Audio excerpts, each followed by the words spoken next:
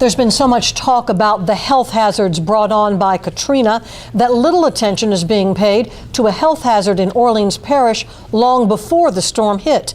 Medical reporter Meg Ferris explains what it is. While there are big health concerns with soil in parts of New Orleans, according to Xavier University environmental toxicologist Dr. Howard Milkey, it has nothing to do with Katrina. 25% of our children before Katrina were being lead poisoned within the inner city. This is a serious problem. It's an epidemic, and it's been very difficult to deal with.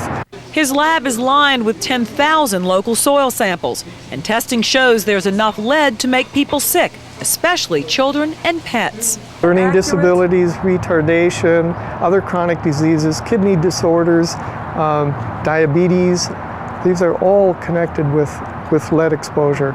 Childhood lead exposure showing up later on in life as heart problems, as bone diseases, osteoporosis.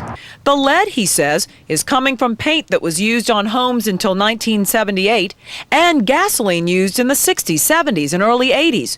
His map shows it's the older sections of Orleans Parish that are the most contaminated, and the post-Katrina renovation is making it much worse. There's a lot of sanding taking place in the city. This is a real serious problem because with all of this renovation that's occurring, it's really uncontrolled right now. And the sanding is once again releasing lead into the environment. We already know that the environment of the city of New Orleans had way too much lead. And the very dry weather is compounding the situation. When there's a droughty period of time, the children in the city have an increased blood lead level. When it's a wet period of time, the blood lead levels go down. But Dr. Milkey says there is a quick local way to fix this problem. Clean dirt he brought in from the Bonnie Carey spillway and put over the contamination not only offered protection, it stayed where they put it after the weeks of Katrina floods. He says it's better than digging up all the bad soil.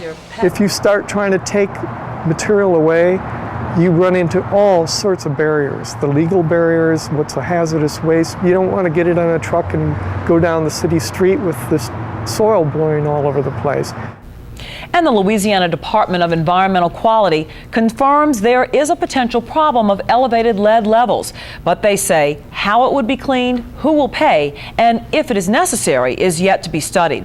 So meanwhile, protect yourself, your children, and your pets. Go to WWL-TV.com to get a free brochure emailed to you. Very important. Thanks, Meg. Thanks, Meg.